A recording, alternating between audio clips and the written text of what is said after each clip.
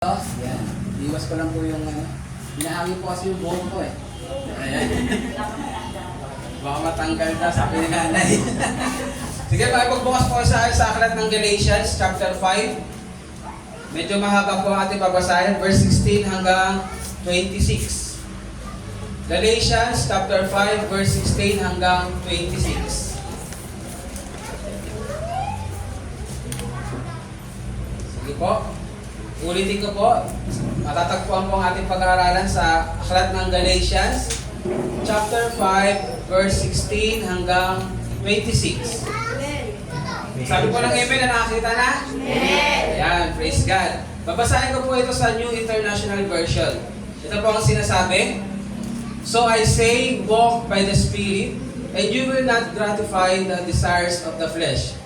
For the flesh desires what is contrary to the Spirit, and the Spirit what is contrary to the flesh. They are in conflict with each other, so that you are not to do whatever you want. But if you are led by the Spirit, you are not under the law. The acts of the flesh are obvious: sexual immorality, impurity, and debauchery, idolatry and witchcraft, hatred, discord, jealousy, fits of rage, selfish ambitions, dissensions, factions, and envy, drunkenness, orgies, and the like. I warn you, as I did before, that those who live like this will not inherit the kingdom of God. But the fruit of the Spirit is love, joy, peace, forbearance, kindness, goodness, faithfulness, gentleness, and self-control. Against such things there is no law. Those who belong to Christ Jesus have crucified the flesh with its passions and desires. Since we live by the Spirit, let us keep in step with the Spirit. Let us not become conceited, provoking each other, envying each other. Tayo po ay manalangin. Hallelujah. Ama namin Diyos, salamat po sa umagang ito dahil patuloy namin nararanasan at kasama ang iyong banal na presensya. Salamat Lord dahil ang gawain ito ay naging makabuluhan dahil ang presensya mo ang kumikilos. At Lord, ngayon po sa aming pag-aaral ng iyong salita, wala kaming ibang dalangin kundi tulungan niyo po kami at pagpalain na maunawaan ang iyong salita.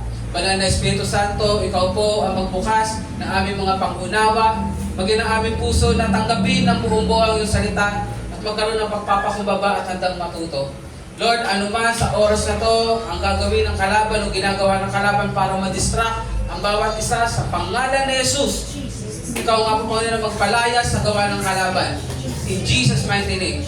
At Lord, tulungan mo po ang bawat isa na makapag-focus sa pakikinig, makapag-focus, Lord God, na tuloy nga, Lord God, huwag isipin anumang bagay na makakagulo.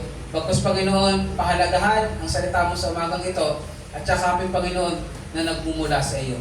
Lord, ang iyong lingkod ay itago mo sa iyong likuran at ikaw ang siyang mahayag at gamitin mo ang buhay na ito na maging daluyan ng iyong pagpapala at ng katotohanan mula sa iyong mga salita. Sa iyo ang papurit parangal, ito aming dalangin sa pangalan ni Jesus. Amen at amen. Palakpakan po natin ang Panginoon bago po tayo umupo. Hallelujah. Sige po. Ayan. So ngayong umaga po ay magpapatuloy po tayo sa pag-aaral sa Book of Galatians. But then, alam ko po na tandang-tanda po natin na naging mensahe last week. Sino nakakatanda? Ano yun? From to. From ano din? Setbacks to comeback. Ayan. Alam ko po na ito ay na-apply natin last week. Meron ba rito na nakaranas ng setback? Yes. Pero nag-bounce back? Amen. Ayan na, nakabangon muli.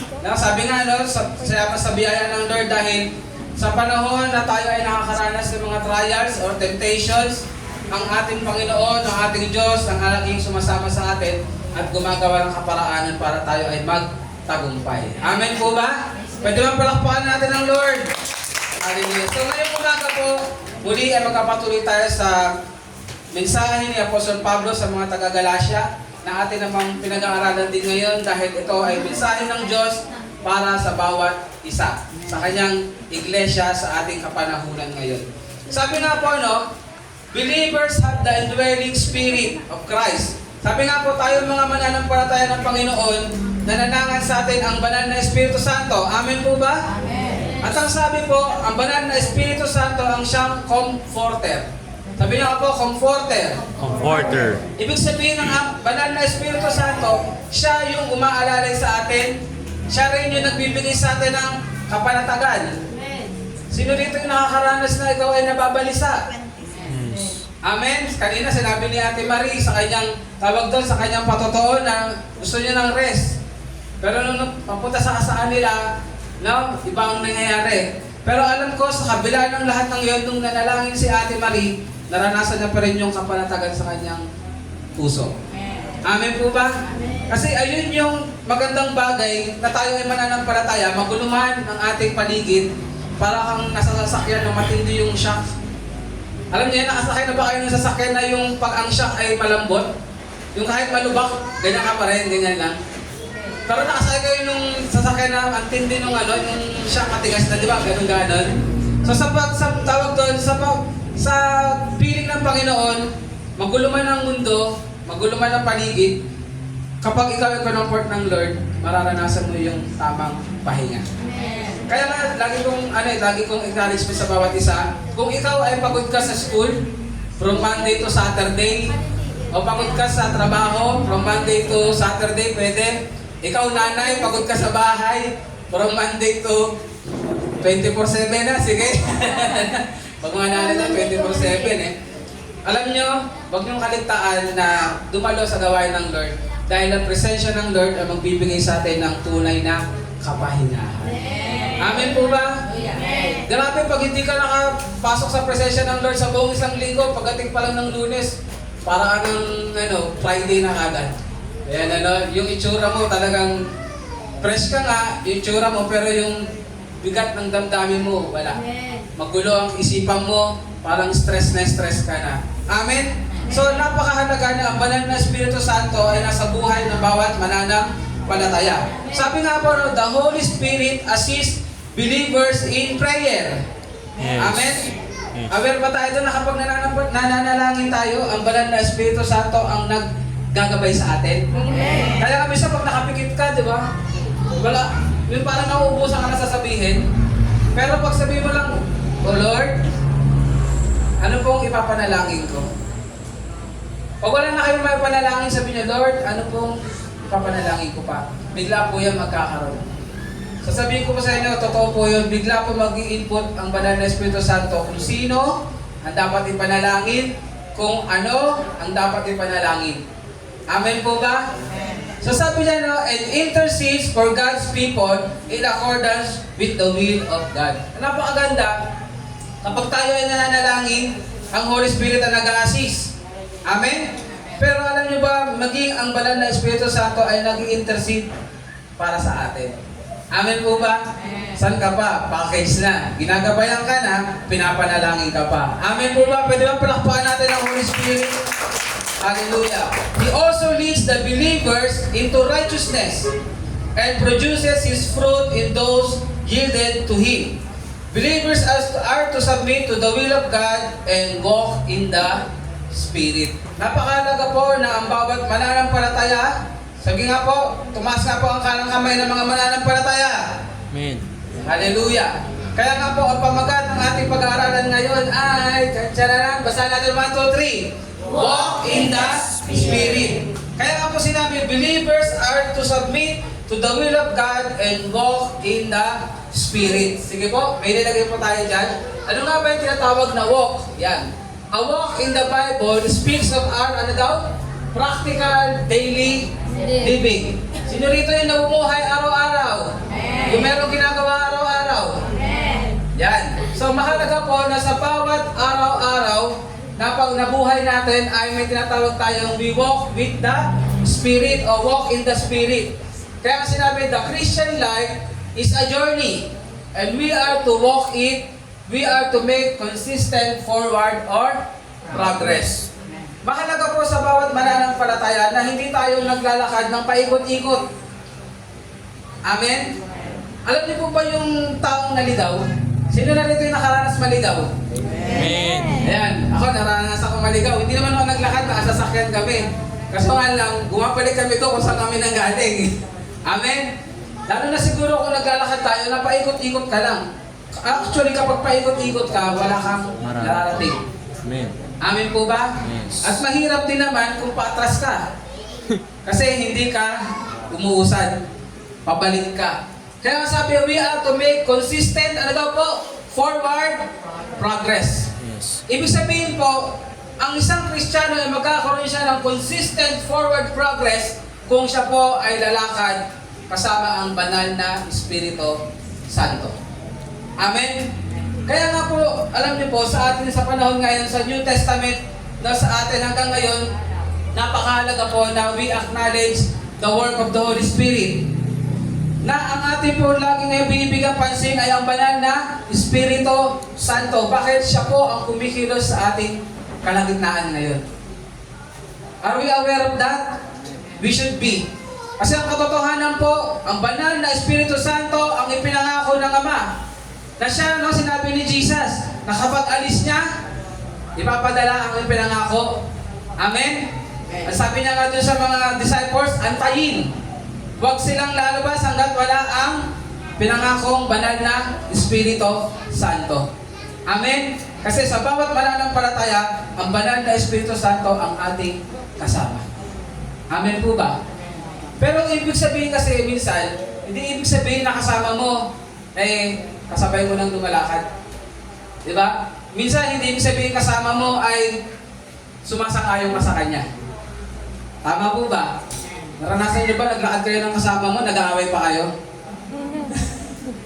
Saan tayo kakain? Gusto ko sa Jollibee. Gusto ko sa KFC. Diba? Hindi nagkakasundo. So, ganun din. Kaya tayo pinapaalalahanan ni Apostle Pablo ngayong umaga that we need to walk in the Spirit. Kasi, oo, kasama natin ang banal na Espiritu Santo, pero minsan, hindi tayo lumalakad na kasama ng banal na Espiritu Santo.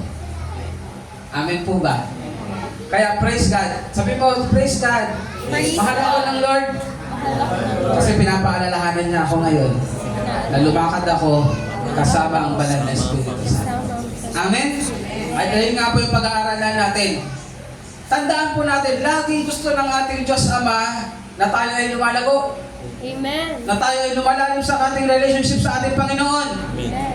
Pero paano mangyayari yun? We need to walk with the Spirit or in the Spirit.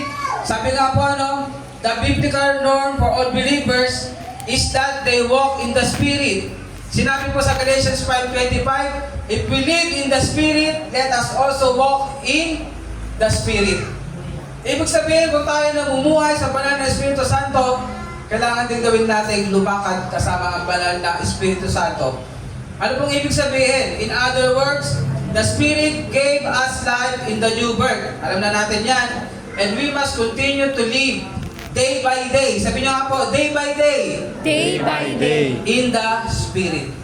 Kailangan natin mamuhay, makasama o lumakad kasama ang banal na Espiritu Santo. Ano daw po? Araw-araw. Hindi po Monday to Saturday lang. O hindi rin po Sunday lang, tapos pag Monday to Saturday, wala na ang banal na Espiritu Santo. Pinagpahinga mo sa gilid. Ako muna lalakad, pahinga ka lang dyan. Hindi ganon. Amen po ba? Sabi mo nga sa katabi mo, lahat tayo'y lumakad. Lahat tayo lumakad. Araw-araw. Araw. Kasama ang banal na Espiritu Santo. Kasama ang banal na Espiritu Santo. Amen? Kasi alam nyo, minsan nagiging aware na tayo kapag kasama natin yung spiritual leader natin. Amen? Halimbawa, kasama natin si pastor. Halimbawa, kasama natin yung kapatiran. E baka mamaya pag wala na sila, akala mo wala ka nang kasama. Hindi. Sabi mo, lagi kami kasama. Sabi mo sa katabi mo, dali. Lagi kami kasama. Sabi mo, yari ka. Yari ka. Minsan, lagi natin tandaan. Hindi mo makasama yung mga sinasabi mong leaders mo. Hindi mo makasama yung mga lagi nagpapaalala sa'yo. Ang banal na Espiritu Santo, lagi mong kasama. Kaya maging aware tayo lagi. Amen po ba? Amen. Hallelujah. May natutunan ba? Amen. Introduction pa lang po. To walk in the Spirit means that we yield to His control. Ano po? Ang ibig sabihin po kapag tayo ay lumalakad sa Espiritu, ang ibig sabihin nito ay tayo ay nagpapasakop sa Kanyang kalooban. Yes. Amen po ba? Yes. So we follow His lead and we allow Him to exert His influence over us. Ano bang ibig sabihin nun? Kailangan po ang banal na Espiritu Santo ang siyang nasusunod. Ang banal na Espiritu Santo ang siyang tawag doon, ginagaya natin. Sinusunod natin. Hindi yung parang ang banal na Espiritu Santo pinasusunod natin sa sarili natin. Amen? Ayun po yung nangyayari dapat. Ulitin ko, to walk in the Spirit means that we yield to His control, we follow His lead, and we allow Him to exert His influence over us. Amen po ba? Sige, pasok na po tayo ngayon sa mga puntos. At tuloy-tuloy na po ito. Yan. Unang bagay po na talakayin natin ay why walk in the Spirit. Bakit nga po kailangan na tayo ay lumakad kasama ang banal na Espiritu Santo? Unang bagay po, basahin natin ng malakas. Malakas. 1, 2, 3. To overcome the desires of your flesh. Ulit, mahina pa. 1, 2, 3. To overcome the desires of the flesh. Di ba nga po, tayo ay namumuhay pa dito sa Amen. laman. Yes. Amen po. Amen. Paulit-ulit to, no? Kasi paulit-ulit din tayo pinapaalalahanan ng Panginoon. Kaya po, kailangan nating lumakad kasama ang banal na Espiritu Santo kasi walang ibang paraan para labanan natin o mapagtagumpayan natin ang tawag ng laman. Amen po. Kundi sa tulong ng banal na Espiritu Santo. Mga kapatid, napakalinaw po niyan. Wala pong ibang paraan. Kahit ano ang gusto mo na wag nang gawin yung alam mong mali. Bigla ka nagkakaroon ng ulyanin, magiging ulyanin ka. Sabihin mo, ay, nagawa ko na. Minsan naman talagang pinipilit o pinipili natin na gawin. Bakit? Kasi ang flesh ang pinapagana natin. Kung wala po ang pagkilos ng banal na Espiritu Santo, hindi natin kayang talunin ang sinful desires ng ating flesh. Mga kapatid, totoo po yan. At alam ko ang bawat isa sa atin ay nararanasan yan. Kaya we need to walk in the Spirit to overcome the desires of the flesh. Sabi nga po dyan, those who walk in the Spirit, ano daw po? Will not gratify the desires of the flesh. Pag sinabing will not gratify, parang hindi mo na gugustuhin. Hindi mo na pipiliin. Hindi mo na, ano daw, iisipin. Ibig sabihin, hindi mo na siya favorite. Amen? Pero hindi yan mangyayari kung wala ang pagkilos ng banal na Espiritu Santo. Kung hindi mo sasamahan ng banal na Espiritu Santo, kung hindi ka magpapailalim sa kontrol ng Espiritu Santo. Kaya po, those who walk in the Spirit, ito po ang nangyayari, will not gratify the desires of the flesh. Sabi nga po, no, the flesh, our fallen nature, sige po ate Bot, yan tuloy, namimiss ko na si ate yan. Ayan. The flesh, our fallen nature under the power of sin. Amen? Ang ating laman ay nasa kapangyarihan ng kasalanan. Sabi nga, is in direct conflict with the Spirit. When the flesh is in charge, the results are obvious. Ano daw po? Kapag ang sin ang, tawag doon, ang nag-in charge, makikita daw po sa buhay kung sino, na kung ano ang namumuno sa atin. Ready ba tayo? Babasahin natin yung babasahin natin yung mga act of the flesh. Amen? Sige, basahin natin isa-isa. Ano po ang pababa? Dito, dito, dito.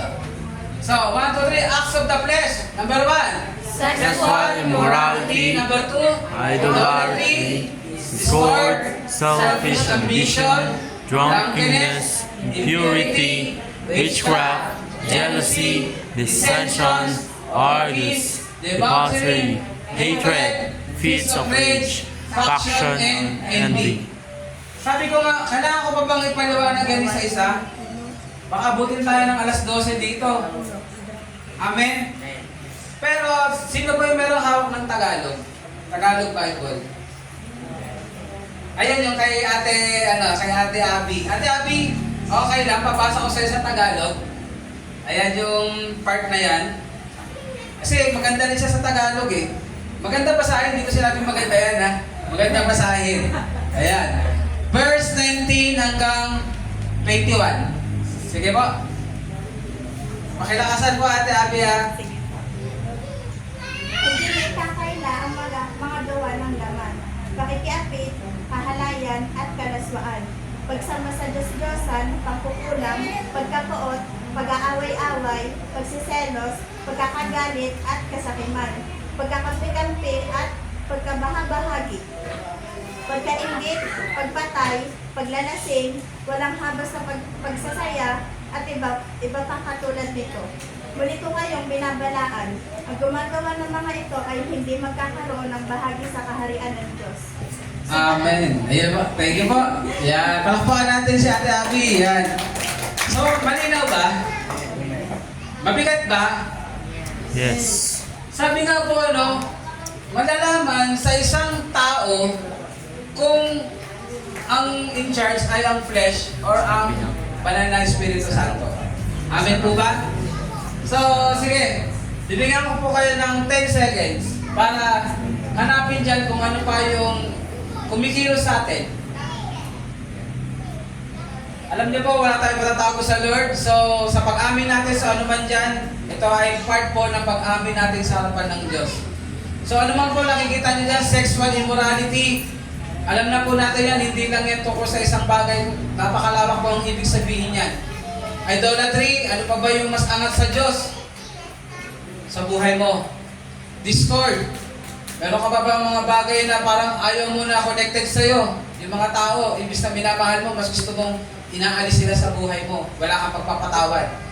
Selfish ambition, anong ibig sabihin yan? Makasarili. Amen? Ano sunod? Drunkenness. Lasing. Ayan. Huwag na natin yan, alam na yan, paglalasing. Impurity. Ano man yung mga bagay na alam mong hindi tama, hindi malinis sa harapan ng Lord. Witchcraft. Meron pa ba ang nagpapa-albularyo? Wala naman siguro nang kukulang dito. Alam? Yung mga manika nyo. Itapon nyo na yun yung mga tsaka ng manika. Na, witchcraft. Tinapon lahat. Maging aware tayo yung witchcraft. Yung mga albularyo na yan, yung mga sinasabi nila, yun. Modern day, mga kapatid. Kahit na nakita yung may gumaling dyan ako, spiritism po yan. Yes. Spiritism. Si Haring Saul, isa po yan sa mga dahilan kung bakit siya nawala sa posisyon. Lumapit siya sa mga spiritista. Pinatawag niya yung kaluluwa ni Samuel. Amen? Ayan, ayaw ng Diyos yan. Ano daw po? Jealousy. Anong sabihin ng jealousy? Hello. Hit. Ayan. Dissensions. Orgies. Ayan, yung mga dissensions, yung orgies, yan nga. Kasama dyan, alam niyo po ba, kasama dyan yung mga sayong na malalaswa. Meron pa ba nag-TikTok dito? Yan. Kung nag-TikTok kayo, yung TikTok na sayo nyo, yung tawag yung nakaka-indak. Huwag yung nakaka-awag ng laman. Amen po ba? Amen. Maraming magagaling sumayaw. Gamitin natin ang tama sa pagsayaw natin. Debauchery, hatred. Meron ka bang puno pa ng galit sa puso? Fits of rage, ibig sabihin talagang gusto mo, manggulo. Manggulo ng buhay. Yan. Factions and envy. So, ang mga bagay na yan, kaya kapag natin nasa bawat isa, tawag na i-assess natin sa buhay natin. Meron pa ba dyan na parang lumilitaw ng gusto? Kapatid, isa lang ang solusyon. Ano? Tayo ay lumakad kasama ang banal na Espiritu Santo. Lahat naman tayo, pag tinanong tayo, gusto mo bang mawala yan sa buhay mo? Amen. Ulitin ko, gusto mo bang mawala yan sa buhay mo? Amen. Lahat tayo gusto natin. Pero ang totoo, hindi kasi natin kaya. Kaya kailangan natin ng tutulong sa atin. Amen. Kailangan natin ng gagabay sa atin. Yes. Kailangan natin ng magbibigay sa atin ng lakas, ng talino. Walang iba kundi ang banal na Espiritu Santo. Pwede ba palakpakan natin? Banal na Espiritu Santo. Hallelujah. So, ito ay paalala sa atin. If the flesh is in charge, ito po ang lumilitaw. Amen? Sasabihin mo sa sarili mo, check, check, check. Check. Ayan. Praise God. Kasi may pakaramdam ka pa. Ibig sabihin, kapag parang nasasaktan ka pa, hindi pa halos heart yan. May pagkakataon magbago pa. Amen? banal na Espiritu Santo. Ano nga ba yung una? To overcome the desires of the flesh. Because sabi dito, kung ang flesh ang in charge, obvious, napaka-negatibo po ng lahat. So ano nga ang kailangan? Bakit natin kailangan lumakas sa banal na Espiritu Santo? Siyempre po, yan. Parang nawala yung nasa taas. Sige po. Ayan. Why walk in the Spirit? Meron pa yan natin. Ayun. Wala pong iba kundi to produce, ano na po? 1, 2, 3. To produce the fruit of the Spirit in our lives. Ayan. Sino nito yung mahilig sa prutas? Amen. Anong prutas gusto mo? Papaya. Durian? Papaya. Mangga? Ano pa? Papaya. Rambutan? Papaya. Ano ba yung panahon ngayon? Lansones. Ayan. May pakwan ba ngayon? Wala. Ayan. So, pag sinabing prutas, alam niyo po, masarap yan. Sabihin niyo nga po, sige, pikit po kayo. Sasabihin niyo ng prutas. Di ba pag sinabi niyo prutas, ang nasa isip niyo, masarap. Amen? Kaya nga po, di ba, sa Garden of Eden, ano ang ibinigay ni Yahweh ng pagkain kala Adan at Eva? Mga Prutas. prutas. Amen po ba? Di ba? Bunga ng mga punong kahoy. So isipin mo na lahat. Ayan. Pero wag nga lang daw ang bunga na nagbibigay ng kaalaman sa mabuti at masama. Amen po ba?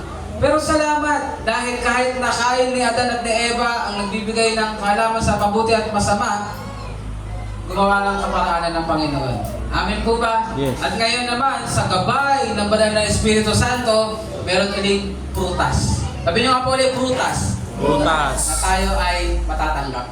Amen po ba? Yes. Sabi nga po, no, when the Spirit is in control, kanina sabi, when the flesh is in control, kitang-kita daw yung mga negative. Amen? But now, when the Spirit is in control, ano daw po? He produces, ano daw po? Godly qualities within us. Ano daw po? Godly qualities. Pag sinabing godly qualities, ano to? Christ likeness. Ano nga po ang aim natin bilang mga Kristiyano? Christ likeness. Kaya ngayon, kailangan natin ang gabay at pagsama ng banal na Espiritu Santo para makapag-produce sa atin ang banal na Espiritu Santo. Amen. Hindi tayo kundi ang banal na Espiritu Santo ang magpuproduce sa atin ng godly qualities. Tingnan mo nga ang katabi mo ngayon, kaliwat kanan. Meron, mukha na pong merong godly qualities? Amen. Amen. Ba't tayo nyo mag-amen? Yan. Alam nyo po meron. Pero mas lalo pang papalaguin ng Panginoon. Amen. Amen po ba? Amen. Isa-isahin natin ngayon. So sabi rito, those who walk in the Spirit, ano daw po? Walk in love. Hindi in love ba? Walk in love. Sabihin, ang mga kasama ng banal na Espiritu Santo, ang bunga ay nagkakaroon po ng pag-ibig. Ayan. Ba't kaya inuna yung pag-ibig? Mansay na Lord. Ayan. Kasi love agad eh. Alam niyo po kung bakit? Kasi kung wala po yung love, wala na po lahat. Amen. Kaya una po yung love, kasi yan po ang pinakamahalaga Yes. sa lahat. Yes. Pag-ibig. Yes. Baka yung joy mo kasi sa susunod, iba naman. Kasi nadjo-joy ka pala kasi nasasaktan yung ibang tao. Mahirap naman yun. Amen? So sabi dito, those who walk in the Spirit, walk in love. Ano ibig sabihin nun? They live in love for God and for their fellow man. Ang sinasabi pong love dyan ay tumutukoy yung tinatawag natin agape love. Ano nga po muli ang agape love? Ito ay unconditional love. Ibig sabihin, pag-ibig na walang kondisyon. Hindi mo lang ibigan ng isang tao, hindi mo siya tatanggapin dahil mabait siya. Hindi mo siya iibigin dahil mabuti siyang tao lang o dahil kamahal-mahal siya. Pag sinabi po agape love, ito po ay tumutukoy sa pag-ibig ng Diyos sa atin. Ano bang ibig sabihin nun? Kamahal-mahal ka ba? Kamahal-mahal ba ako? Kamahal-mahal ba tayo? Ang totoo, hindi. Pero ang Diyos pinili tayong mahalin no matter what. Anong dahilan lang, Lord? Simple lang. Mahal niya tayo. Yes. Amen po ba? Amen. So may mga alam ka bang tao, kapamilya mo, kapatid mo, kakilala mo, na hindi ka mahal-mahal, diyan mo may apply yun. Kaya nga diba, ano yung unang utos? Love the Lord your God with all your heart, soul, mind, and strength. Pangalawa, love your neighbor as yourself. Ibig sabihin mga kapatid, yun yan. Kapag nasa iyo ang banal na Espiritu Santo at lumalakad ka, kasama ang banal na Espiritu Santo, na-influensya ka ng banal na Espiritu Santo na mahalin din yung mga taong hindi kamahal-mahal. Napatawarin yung mga taong hindi kapata-patawad. Yes. Natanggapin yung mga tao na nakasakit sa iyo, handa mo pa rin patawarin at mahalin. Naipanalangin yung mga tao na umuusig sa iyo. Grabe po ano. Siguro inisip natin parang imposible, but then, sasabihin ko sa inyo, sa tulong at gabay ng banal ng Espiritu Santo, walang imposible. Yes. Mararanasan natin yan. Amen. Amen po ba? Amen. Palakpakan natin ang Lord. Pangalawa, those who walk in the Spirit, walk in joy. Ayan. Lagi merong kagalakan. Sabi mo nga, kagalakan. Galakan. Ayan, kaya nga tawag sa mga Kristyano daw, baliw. Grabe na yung problema. Humingiti pa rin. Amen? Grabe na yung pag-uusig. May kagalakan pa rin. Amen po ba? So sinabi niya na they exhibit gladness in what God has done, is doing, and will do. Bakit nga ba tayo merong kagalakan? Bakit? Kasi alam natin, naranasan natin ang kapangyarihan at kabutihan ng Lord. Amen? Amen. Alam natin na mararanasan pa natin ito ng paulit-ulit, walang katapusan. Ano man ang sitwasyon, mabuti ang ating Diyos. Amen. At ito ang paghuhugutan natin ng kagalakan. Amen. Amen. Palakpakan natin ang Lord. Kaya nga hindi tayo dapat nagmumukmok sa isang tabi. Mga kapatid, isang maling-maling ginagawa o isang maling-maling pwede natin gawin ay may problema ka na, sumuksok ka pa sa gilid at hindi ka sumama sa gawain. Sumuksok ka pa sa gilid at hindi ka na nanalangin. Hindi ka na nagbasa ng salita ng Lord. Kakainin ka ng lungkot, kakainin ka ng problema, kakainin ka ng stress, ng anxiety, lahat na ng negatibo. Amen? Tandaan natin, kapag kasama mong banal na Espiritu Santo, ano man yung pinagdadaanan mo, sabi mo sa katabi mo, ano man yung pinagdadaanan mo, Pinagdadaanan. sino man yung umuhusik sa'yo, Sino man yung umuusik sa'yo, tandaan mo, tandaan mo, hindi apektado ang banal na Espiritu Santo. hindi apektado ang banal na Espiritu Kaya kaya Santo kanyang magkalooban ng lubos na kagalakan. ang lubos na kagalakan. Amen? Palakpakan natin ang Lord. Ayun po yung katotohanan. Kaya sabihin ng banal na Espiritu Santo sa atin, tara na. Ayan ano? Ano ba yun? Parang matalas na siya na. Sakay na. Tara na. Sinasabi sa atin lagi ng banal na Espiritu Santo. Kasi nasa atin siya pero hindi natin siya sinasamahan. Pero ngayong umaga sinasabi niya, tara na. Lakad na tayo. Alam mo, holding hands while walking. Pasway-sway pa. Alam niya na yan? Ayan ano? So sabi rito, those who walk in the Spirit, ano daw po? Walk in peace. Their lives are not defined by worry or anxiety. Sabi kanina, ano man ang nararanasan, may kagalakan. Ito yung pangatlo. Ano man ang nararanasan, may kapayapaan. Amen. At ang sinabi dito, no? Kapayapaan na hindi kayang ipaliwanag ng mundo. Amen. Kapayapaan na hindi kayang unawain ng isip ng tao. Pero kayang maranasan. Ayun yung mahalaga dun eh. Kahit hindi mo maunawaan, pero nararanasan mo yung kapayapaan na idinudulot ng banal na Espiritu Santo, napakasarap. Napakasarap. Kaya walk in the Spirit. Meron ka ng kagalakan, meron ka pang kapayapaan. Ano na tayo? Love, joy, peace. Next natin. Yan. Those who walk in the Spirit, ano daw po? Walk in patience. Sa Sa ibang translation, sa King James Version, long suffering. Yan. Ibig sabihin, they are known for having a long fuse and do not lose their temper. Yung patience dito, o yung long suffering, ipapasok natin sa iba't ibang sitwasyon. Una po dyan, ang mga mananampalataya na lumalakad kasama ang banal na Espiritu Santo, andi dito po yung hindi po siya magagalitin. Hindi mainipin. Yes. Amen? Then at the same time, sa buhay, ang mga mananampalataya ay merong pagtitiis. Ano yung pagtitiisan natin? Yung muling, hanggang sa muling pagbabalik ng ating Panginoong Jesucristo. Amen po ba? Long suffering. Kaya nga po, ang buhay Kristiyano ay isang journey. Sabi nyo nga po, journey. Sa journey natin, hindi naman lahat, di ba? Ang daan ay patag, ang daan ay diretso, minsan merong pataas, minsan may lubak. Amen? Pero kapag meron kang, ang pagkilos ng Banal na Espiritu Santo ay kasama mo, ikaw ay marunong magtiis. Kasi alam mo, meron kang hangganan, at ang hangganan kasama mo ang Panginoong Jesucristo. Kaya tinatawag, meron tayong long suffering. Yes. Alam niyo po, tanda ako nung tinuturo sa amin doon ni Pastor Tagaro noon. Yung long suffering. Pag sinabi niya na yung long suffering, ang galing niya, mananalo siya doon sa yung happy birthday. Yung happy birthday. Kasi sabi niya, pag binasa mo doon sa Bible yung long suffering, ganito. Long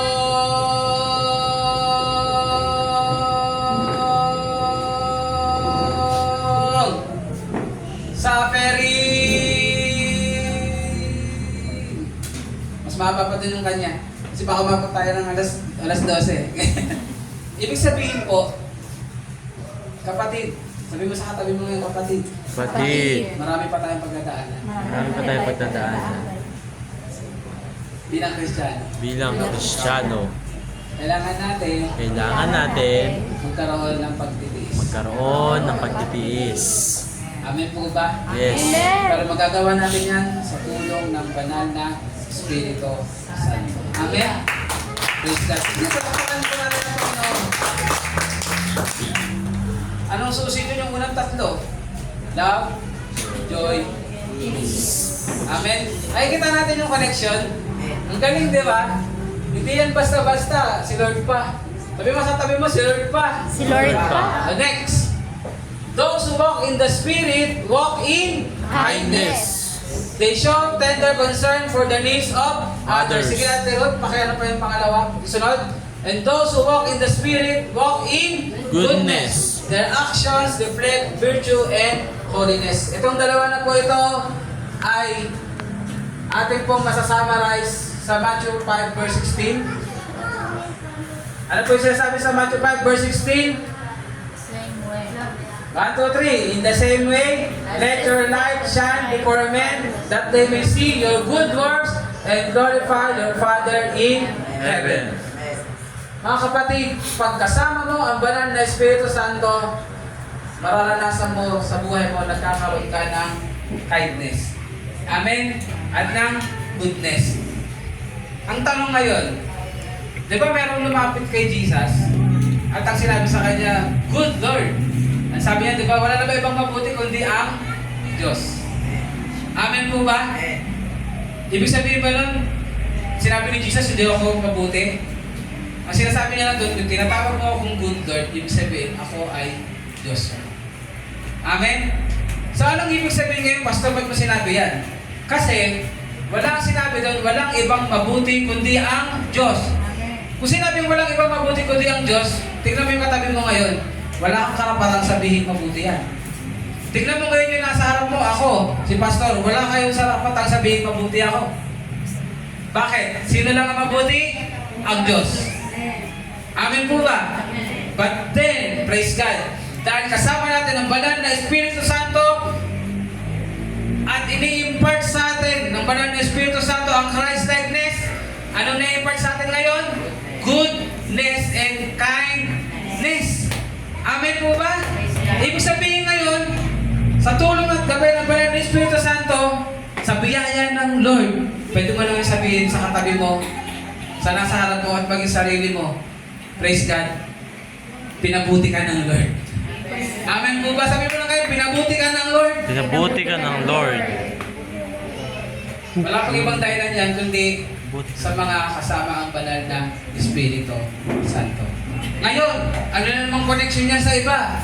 Kung meron kang love, kung meron ka ng joy, meron ka ng peace, at meron ka ng patience, eh magpakita ka naman ng kindness at goodness sa kapwa mo. Amen po ba? Amen. Hindi yan pinatago o hindi yan pinagdadamot. Kung pinuno ka ng Lord ng love, kung meron ka palang joy sa gitna ng kaguluhan sa mundo, meron kang peace sa gitna ng kaguluhan ng mundo, at tinuruan ka na ng Lord maging mapagpasensya, mapagtiis. Ipakita mo yan by being kind and good. Good to your neighbor. Amen po ba? Kasi ang bawat isa ay nangangailangan ng love, ng joy, ng peace. Amen po ba? Para sila man din ay matuto ng patience. Amen. Hallelujah. Ang pinagpala ng Lord, pumalakpak nga. Okay. Sabi ng pagpapala ng Lord ngayong umaga. Next, those who walk in the Spirit, ano daw po? Walk in faithfulness. They are steadfast in their trust of God and His Word. When we say about faithfulness, ito ay tumutukoy na ngayon sa relationship natin sa ating Diyos. Amen? Amen. Sino rito yung gustong... sige, taas na ng kamay ng mga merong partner. Sige, partner, kahit hindi pa kasal. Okay, partner, taas kamay. Ayan. Alam niyo po ba, kung gusto niyo maging matibay ang relationship sa bawat isa, maging faithful tayo sa Panginoon. Yes. Amen. Maging faithful tayo sa Panginoon. Dahil kung hindi ka takot sa Lord, sasabihin ko sa iyo, kayang-kaya mong lokohin yung partner. Bakit? Tao lang yan eh. Hindi naman all-knowing yan eh.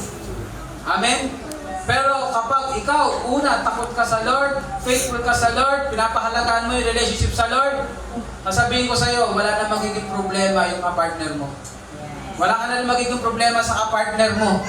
Kasi sasabihin mo lagi, kahit hindi mo ko kita, kahit hindi mo alam ang ginagawa ko, alam ng Lord. Kaya, siyempre, mas takot ako kay Lord at mas mahal ko si Lord, uunahin ko yung magiging kalugod sa kanya.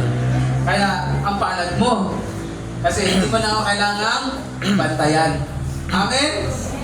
Amen ba? Alam niyo po, ma-share ko lang. Yes. Ito ay para sa kapurihan ng Panginoon. Walang iba. Nung nag-abroad po ako papuntang Taiwan, ayan.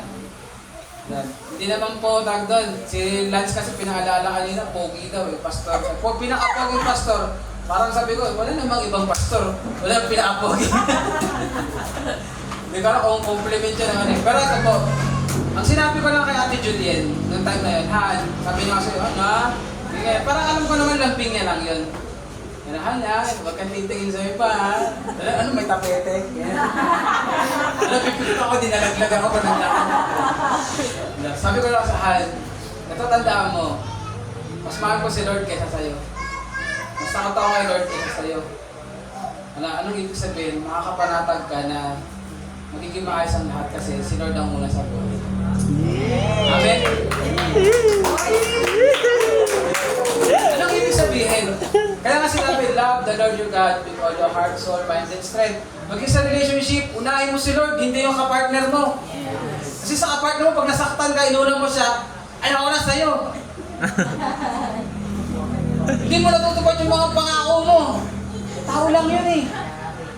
Pero kapag inuna mo si Lord ang nagpupuno ng lahat.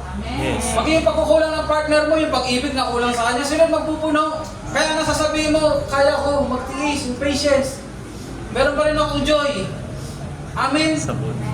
Uunahin na ng lahat ang Lord. Kasabihin ko sa inyo, hindi kailanman mangyayari sinasabi nilang divorce. Amen? Yes. Bakit? Nangyayari ngayon yung sinasabi naghihiwalay? Kasi ang totoo nun, bakit nangyayari yun? Kasi hindi na nila ina-acknowledge ang Diyos. Ano nangyayari? Gusto? Mapasaya niya ako. Gusto? Nung kapartner mo, mapasaya mo rin siya. Di ba? Tama po ba? Alam niyo ba sa pag-ibig, it's more on giving. Ulitin ko po. ang pag-ibig ay more on sa pagbibigay, hindi sa pagtanggap. Kaya nga nagiging masarap ang pag-ibig eh. Naging love, courtship, and marriage na tayo dito. Kasi ang katotohanan po, kaya masarap ang pag-ibig kasi ikaw ay nagbibigay. Ang Diyos, paano na tayo ibig? Siya lagi ang Bibigay. Bakit hindi napapagod ng Diyos mahalin tayo? Kasi siya ang laging nagbibigay. Kaya sa buhay natin, sa pamilya, pagbibigay mo sa pamilya mo, sa partner mo, lagi mong unahin na ikaw ang makapagbigay. Kasi ang katotohanan, kapag hanap ka ng hanap, madidisappoint ka lang. Tama? Request ka ng request, madidisappoint ka lang. Pero hindi ka kailanman madidisappoint kapag ikaw ang nagmamahal at nagbibigay palagi. Dahil sa pagbibigay, ikaw ang unang nakakaramdam ng kagalakan, ang kapayapaan, ng satisfaction. Amin po ba? Amen. Saan natin nakukuha yan? Sa ating Lord. Christ likeness. For God so loved the world that He gave His only begotten Son, that whosoever believes in Him will not perish, but will have everlasting life. Grabe, no? Kaya sabi mo ba sa oras na to, sa umaga to, sabihin mo, sa pagmamahal, Sa pagmamahal. dalangin ko, Dalangin ko, na ako ang laging kapagbigay. ako ang lagi makapagbigay Sa tulong ng banal na sa Espiritu. tulong ng banal na Espiritu Santo. Amin po ba? Yes. Kaya palakpakan natin ang Lord. Kaya magiging faithful tayo kapag kasama natin ang banal na Espiritu Santo. Kasi una, magiging faithful tayo sa ating Diyos. At magiging faithful tayo na pangawakan ng kanyang banal na salita. Amen? So napakasarap, no? Kasi nahihimay natin ngayon yung fruit of the Holy Spirit. Amen? Next. Pangilan na tayo. Love, joy, peace, patience, kindness, goodness, faithfulness. Ano sunod? Gentleness. Ayan. Those who walk in the Spirit will walk in gentleness. Their lives are characterized by, ano daw po? Humility, grace, and thankfulness to God. Humility towards God. Grace towards men. Amen? And thankfulness towards God. Gentleness. No, kapag ikaw yung tinatawag na kahinahunan. Sabi nga po, kahinahunan. Nauna. Ayan. So, hindi ka magiging mahinawan pag di ka marunong magpakumbaba. Amen? Naranasan niyo naman nakipagtalo? Kailan ka lang tatahimik kapag sabi mo, ay, tama na. Pero kapag hindi, katuirang pa ako eh. Hindi, bisa sabihin pa ako. Diba? Talagang, ito siya, hindi, talagang kainan kayo. Pero kapag may humility, napapakita yan ng gentleness. Then at the same time, napapakita ng gentleness kapag lagi mong tinitingnan, it is all by God's grace. Amen? Amen. And kapag naisip mo, it's all by God's grace, you are always being thankful to God. Amen po ba? At ang pinakauli, ano daw po yun? Those who walk in the Spirit walk in self-control. They display moderation, constraint, and the ability to say no to the flesh. Ano nang ibig sabihin ng self-control? Mga kapatid, this is not about our power. Amen? This is about the power of the Holy Spirit. Kapag ikaw ay lumalakad sa gabay ng banal na Espiritu Santo, ganito yan. Diyan ay na, halika, tayo ka. Yan. Kamukha ko po ba? Ayan, ganito yan. Halimbawa, gawa tayo. Si Robilin, Rob, tayo ka dyan. Tignan mo si Ate Robilin na kasalanan. Ayan, Ate Robilin, dyan ka. Ayan. Ayan. Di ba kasalanan? Bakit? Kasi parang gusto mong asarin. Mapang-asar kasi siya eh. Ayan. So, if you walk in the Spirit, sabi nito na magkakaroon tayo ng self-control. At ang kapangyarihan ng banal na Espiritu Santo hindi sa atin. Kasi alam nyo, habang lumalakad ka at habang papalapit sa temptation, yan. Sa lakas ni Jaire, hindi siya mananalo. Pero ang sasabihin ngayon ng banal na Espiritu Santo, dahil kasama natin siya naglalakad, kasi ang gawain ng banal na Espiritu Santo, hindi yan sa likod, tapos tutulak ka. Hindi. Ang gawain ng banal na Espiritu Santo, si Jesus na mismo, alam din natin, pupunta yan sa harap at siya ang magsasabing, no. Ano daw? No. At kapag ikaw ay sumang-ayon sa banal na Espiritu Santo, ano ba sinabi ng banal na Espiritu Santo? No. Ano sabihin mo? Ano? No. Ano? No. No. Kailangan niya sumang-ayon. Amen? Kasi pag di siya sumang-ayon, kahit nag-no banal na Espiritu Santo, lapasan niya lang ako. Kasi di ba minsan sabi nga, kasama natin ang banal na Espiritu Santo, pero hindi ibig sabihin, lumalakad tayo kasama niya. So kapag nauna ang banal na Espiritu Santo, sinabi, no. Sinabi mo? No. Ito ang mangyayari. Sa kapangyarihan ng banal na Espiritu Santo, ano sabi? Ang darkness ay hindi mamamalagi. Anong gagawin mo ngayon? Pag sinabi kong no, wala kang magagawa, kundi umalis. Upo ka na daw. Amen? Pwede ba palakpakan natin ang Lord? Amen. Kaya nga kailangan natin ang kapangyarihan ng Diyos. Kailangan natin ang kapangyarihan ng banal na Espiritu Santo dahil ang kapangyarihan ng banal ng Espiritu Santo ay makakapagpalayas sa gawain ng kalaban. Yes. Amen? Yes. But then, we need to cooperate. Yes. Kapag sinabi ng banal na Espiritu Santo na no, you also need to say no. And when you say no, doon pa lang kikilos ang banal na Espiritu Santo, ilalayo ka. Papaalisin ang temptation o anumang mga bagay na hindi nakakalugod sa harapan ng Diyos. Amen po ba? Yes. May naunawaan? Amen. So mahalaga po ba yung tinatawag we need to walk in the Spirit? Amen. Hallelujah. Sige po, tuloy tayo. Baka mag-alas 12 na. Meron pa tayong ano. So how to walk and be led by the Spirit. Inisan po natin pero malinaw pa rin. Wala pong iba kundi by setting our minds on the things of the Spirit. Which is, makikita natin saan po? Sa Word of God. God. Malalaman lang po natin kung ano ang nais ng banal na Espiritu Santo o mga bagay na ayon sa banal na Espiritu Santo kundi sa kanyang banal na salita. At ang gawain po ng banal na Espiritu Santo ay ang ating mga binabasa ay kanya itong binibigyan ng paliwanagan sa atin. Amen po ba? Amen. Kaya nga walang Kristiyano na hindi nagbabasa ng salita ng Diyos. Amen. Pastor, na naman? Opo, baka kasi kailangan paalalahanan ng bawat isa. Ano po yung nakasagay dyan? The Spirit leads us through the Word. Ano yung sabihin? Ang banal na Espiritu Santo, pinangungunahan niya tayo o ginagabayan niya tayo sa pamamagitan ng salita ng Diyos. Sabi nga no, habang binabasa mo, ano nangyayari? Yung salita ng Lord, pumapasok sa atin. Sabihin mo nga po, pumapasok sa atin ang salita ng Lord. Pumapasok sa atin ang salita At ng ngayon, Lord. kapag pumasok sa atin, ang banal na Espiritu Santo naman ngayon ang siyang magpapagana nito sa ating buhay. Amen. Amen po ba? So, hindi sapat na nagbabasa ka lang ng salita ng Lord, pero hindi ka lumalakad kasama ang banal na Espiritu Santo. Kasi para kang, tawag doon, para kang nagpagasolina, pero hindi naman umaandar. Amen po ba? So sabi dyan, the Word is the instrument used by the Spirit, ano daw po?